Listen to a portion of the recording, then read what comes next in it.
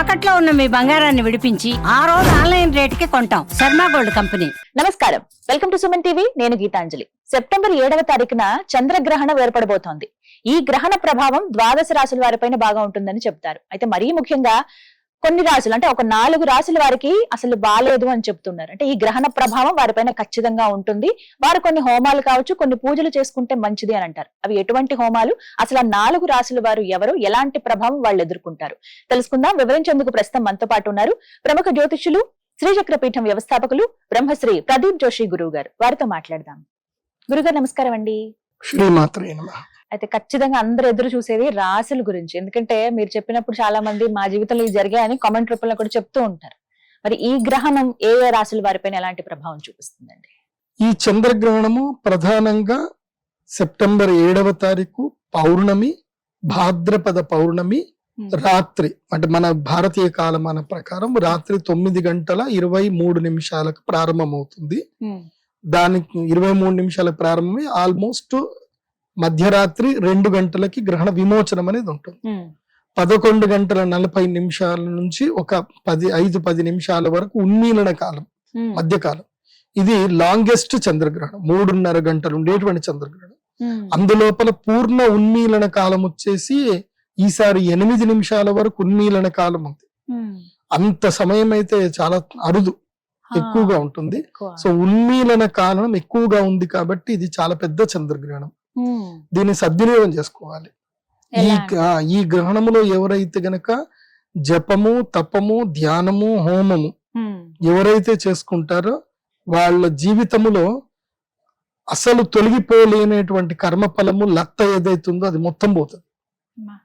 ఉదాహరణకి మనము పనస పండు తిందామని చెప్పి పనస ఒలుస్తాం.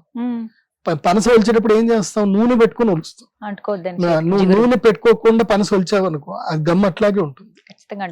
అట్లాగే మన జీవితంలో మనం సుఖపడదాము, మంచి చేద్దాం అనుకొని మనం అన్నం తిందామని మనం పనులు చేసుకుంటాం. కానీ ఆ కర్మ అనేటువంటి లత్త అంటుకుంటుంది.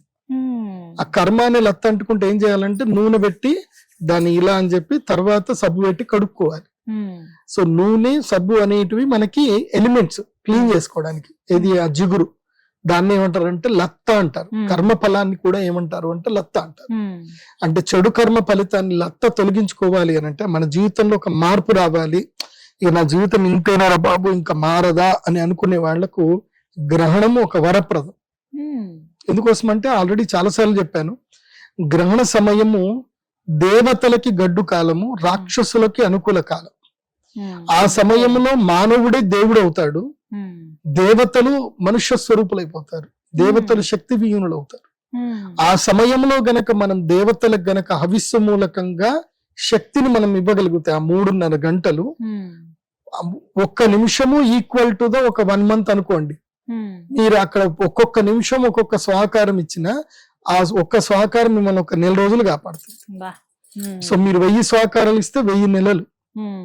సో నీ గ్రహణం నుంచి గ్రహణం వరకు నువ్వు లక్ టైం యూజ్ చేసుకునే చాలు, మళ్ళీ గ్రహణంలో మళ్ళీ ఇంకోసారి చేసుకో.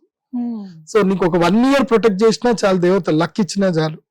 కానీ గ్రహణ అందుకోసమే మనం లలితా సహస్రనామంలో కూడా మనం ఏం చెప్తాం, ఆ ఉత్తర పీఠికలు వస్తుంది, సూర్యగ్రహే మహానద్యం, అంటే గ్రహణ సమయంలో కోటిలింగ ప్రతిష్టాంచాను, 1,000,000 లింగాల ప్రతిష్టాపన చేస్తే పుణ్యం వస్తుందని చెప్తారు.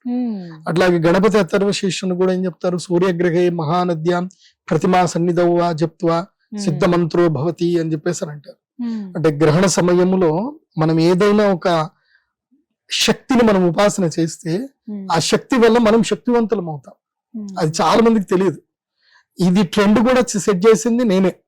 ఇప్పటి వరకు ఎవ్వరు కూడా చంద్రగ్రహణం అప్పుడు, సూర్యగ్రహణం అప్పుడు యాగాలు చేసిన వాళ్ళు ఎవరూ లేరు. ఫస్ట్ టైం ట్రెండ్ సెట్ చేసింది నేనే. నా దగ్గర వచ్చి యాగాలు చేసిన వాళ్ళందరూ సూపర్ గా సెటిల్ అయిపోయారు. అందరు లైఫ్ మారిపోయింది. అసలు ఒక ఆవిడైతే నేను ఇల్లే కట్టుకుంటానా లేదా అనేది ఒక డ్రీమ్ అనుకుంది, 3 ఇళ్ళు కట్టుకున్నాను. So every one is getting there fulfilment. వాళ్ళ లైఫ్ లో కావాల్సిన ఫుల్ఫిల్మెంట్స్ అన్ని అవుతున్నాయి. వాళ్ళు దానికి తగ్గట్టుగా ఆధ్యాత్మిక జ్ఞానంలో కూడా ఉంటున్నారు. సో ఈ గ్రహణం అనేటువంటిది ఏంటంటే ప్రధానంగా ఒక 4 రాశులకి కీడు. ఏ గ్రహణం అయినా సరే, ఎప్పుడు గ్రహణం వచ్చినా 4 రాశులకి కీడు ఉంటుంది, 4 రాశులకి రాజయోగం ఉంటుంది, 4 రాశులకి సామాన్యంగా ఉంటుంది. కాబట్టి 4 రాశులు కీడు ఉండేటువంటి 4 రాశుల వారు కానివ్వండి, రాజయోగం ఉండే 4 రాశుల వారు కానివ్వండి, గ్రహణం అప్పుడు అరిష్ట నివారణ తంత్రం చేసుకోవాలి. చేసుకుంటే వాళ్ళ అదృష్టవంతులు. మిగతా 4 రాష్ట్రాల వాళ్ళు సామాన్యమైనటువంటి వాళ్ళు ఇష్టం ఉంటే చేసుకోవచ్చు, లేకుంటే లేదు. వాళ్ళకి ఏంటంటే వాళ్ళు ఎక్స్క్లూడెడ్, వాళ్ళు నాట్ ఇంక్లూడెడ్. ఇంక్లూడెడ్ గా ఉండేటువంటి రాశులు 8 వస్తాయి. 4 కీడు వాళ్ళు తప్పకుండా చేయించుకోవాలి, mandatory, because to protect them self. 4 రాశులు.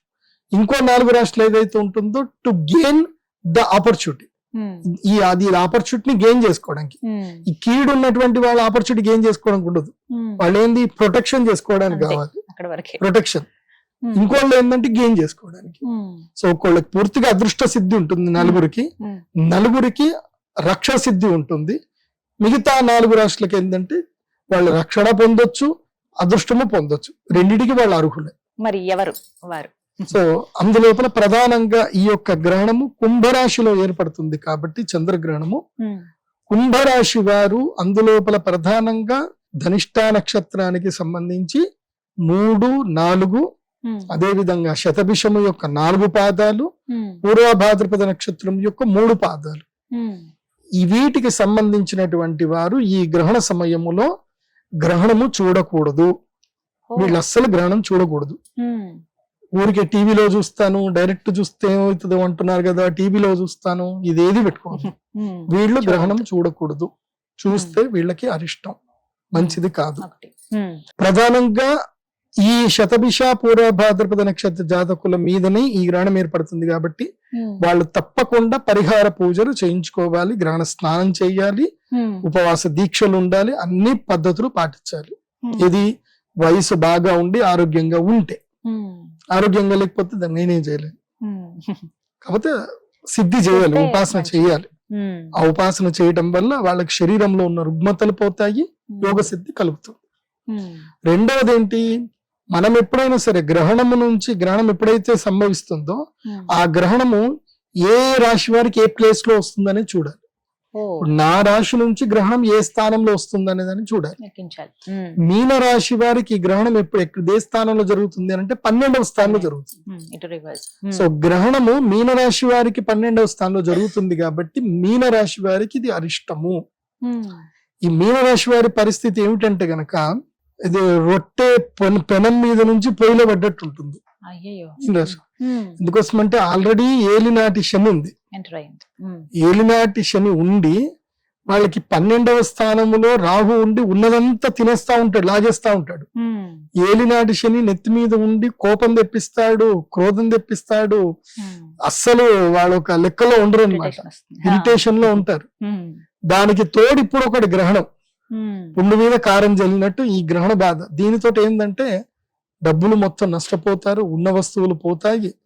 సో ఖర్చులు ఎక్కువైపోతాయి, ఖర్చులు అప్పులు ఎక్కువైతాయి. కాబట్టి మీనరాశి వారికి ఇది కొంచెం గ్రహణ సమయం మంచిది కాదు. కాబట్టి మీరు కూడా ఈ యొక్క యాగం, అరిష్ట నివారణ యాగం చేయించుకుంటే మంచిది. ఎవరెవరికి కుంభరాశికి ఒకటి ఏంటంటే ఆరోగ్య నష్టము, మానసిక దౌర్బల్యము, ఇవి జరిగే అవకాశం ఉంటుంది. మీనరాశి వారికి ఖర్చులు విపరీతంగా పెరుగుతాయి, దూర ప్రయాణాలు తిరగవలసి వస్తుంది, అనవసర ప్రయాణాలు ఉంటాయి. సో కుంభరాశి, మీనరాశి ఈ 2 రాశులకి మంచిది కాదు. ఇంకా ఏ రాశుల వారికి గడ్డు కాలం ఈ గ్రహణం వల్ల గురుగారు? ఇప్పుడు జన్మస్థానం అయిపోయింది, ద్వాదశ స్థానం అయిపోయింది. మనం కొంచెం అటు నుంచి వస్తే అష్టమ స్థానం. తమ రాశి నుంచి అష్టమ స్థానములో గనక గ్రహణం ఏర్పడితే ఆయుర్భంగము, ఆరోగ్య నష్టము, ఆయుర్భంగము. అదే విధంగా మనకి ప్రతిష్టాభంగం కూడా ఉంటుంది. అంటే పరువు నష్టం జరగడము, పరువు పోవడము, రూమర్స్ క్రియేట్ అవ్వడము. ఇది ఎవరికి అనంటే కర్కాటక రాశికి. కర్కాటక రాశి నుంచి కుంభరాశి కౌంట్ చేసుకోవాలి. కర్కం నుంచి కుంభం కౌంట్ చేస్తే 8వ స్థానం అవుతుంది. సో కర్కాటక రాశి వారికి ఈ గ్రహణము మంచిది కాదు. వీళ్ళ కర్కాటక రాశి వాళ్ళు ఈ గ్రహణ సమయంలో మాత్రం చాలా జాగ్రత్తగా ఉండాలి. ఈ గ్రహణమైనప్పటి నుంచి ఈ ఏదైతే గనక 40 రోజుల వరకు, ఆల్మోస్ట్ దీపావళి వరకు కొత్త వాహనాలు కొనుక్కోవడం గానీ చేసుకోకూడదు. చాలా మంది దసరాకి వాహనాలు కొనుక్కుంటారు. కర్కాటక రాశి వాళ్ళు ఈసారి వాహనం కొనుక్కోకూడదు, దీపావళి దాకా కొనుక్కూడదు. దీపావళి తర్వాత కావాలంటే సూర్యగ్రహణం అయిపోయిన తర్వాత, దీపావళికి అమావాస్య అయిన తర్వాత కావాలంటే కార్తీక మాసంలో కొనుక్కోండి. కానీ ఈసారి దసరాలకు మాత్రం కొనకూడదు. ఎందుకోసం అంటే గ్రహణ ప్రభావం తప్పకుండా 30 రోజుల పాటు ఉంటుంది. అందుకే కర్కాటక రాశి వారు ఏంటంటే దూర ప్రయాణాలు చేయకూడదు, దూర ప్రయాణం జోలికి వెళ్ళకూడదు, 2 వీలర్స్ నడిపించినప్పుడు చాలా జాగ్రత్తగా ఉండాలి, ట్రాఫిక్ రూల్స్ భయంకరంగా పాటించాలి, తప్పకుండా పాటించాలి. సో కర్కాటక రాశి వారు ఆరోగ్య విషయంలో అప్రమత్తంగా ఉండాలి, బయట ఫుడ్ ఏది కూడా తినకూడదు. మోస్ట్లీ మీరు కర్కాటక రాశి వాళ్ళకి చెప్పేది ఏంటంటే ఒక 2 నెలల పాటు వెజిటేరియన్ గా ఉండండి. ఒక 2 నెలల పాటు ఈ నాన్ వెజ్ మానేసేయండి, వెజిటేరియన్ గా ఉండండి, చింతపండు కూడా మానేసేయండి, చక్కెర కూడా మానేయండి అని చెప్తా. ఇంకేంటి గురుగారు ఇంకేం తినకుండా ఉండాలి అట్లా అన్నట్టు ఉంటుంది. కానీ నిషిద్ధం. మీ యొక్క నియమాల ప్రకారంగా మీరు ఉండండి, ఆరోగ్యం కాపాడుకోవడం చాలా ముఖ్యం. ఇంకోటి ఏంటంటే కర్కాటక రాశి వారికి ఇంకో విషయం ఏంటంటే చెవులు బాగా గట్టిగా మూసుకోండి. చెప్పుడు మాటలు ఎక్కువగా వినాల్సి వస్తుంది.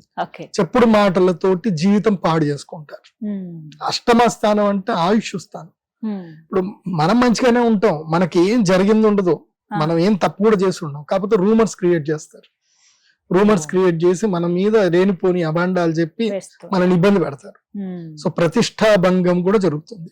కాబట్టి ఏది పట్టించుకోవద్దు. నీ సంతోషము నీ ఆస్తి, నీ ఆనందము నీ ఆస్తి. అది ఎవరు దాన్ని నాశనం చేయరు అన్లెస్ యూ ఎంటర్టైన్ దెమ్. నువ్వు వాళ్ళని ఎంటర్టైన్ చేసే తప్ప నీ సంతోషం పోదు. నీ సంతోషం నీ దగ్గరనే ఉంటుంది. నువ్వు సంతోషంగా ఉండాలా దుఃఖంగా ఉండాలన్నది అది నీ చాయిస్.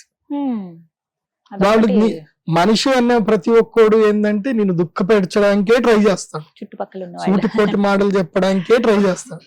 ఎందుకోసం అంటే నువ్వు ఎంత దగ్గుతో వాడికి అంత లాభం.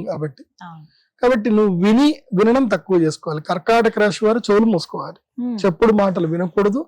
వాళ్ళు నువ్వు అలా చేసేయి ఇలా చేసేయి నీకేంది నేనున్నాను ఇవన్నీ అంటారు. ఎవడూ రాడు, కష్టం వచ్చినప్పుడు ఎవడు రాడు. కాబట్టి ఎవడు ఏదో చెప్పారని చెప్పి మీరు పొంగిపోయి ముందుకెళ్ళకండి. దుర్మార్గులు ఏం చేస్తారంటే మనల్ని బరిలోకి దోస్తారు, వెనకుండి ఎంటర్టైన్మెంట్ చూస్తారు. సో అలాంటి దానికి గురి కావద్దు. కర్కాటక రాశి వారు చాలా జాగ్రత్తగా ఉండాలి ఈ గ్రహణ సమయంలో. మీరు కూడా యాగం చేసుకుంటే చాలా మంచిది. యాగానికి బుక్ చేసుకోండి.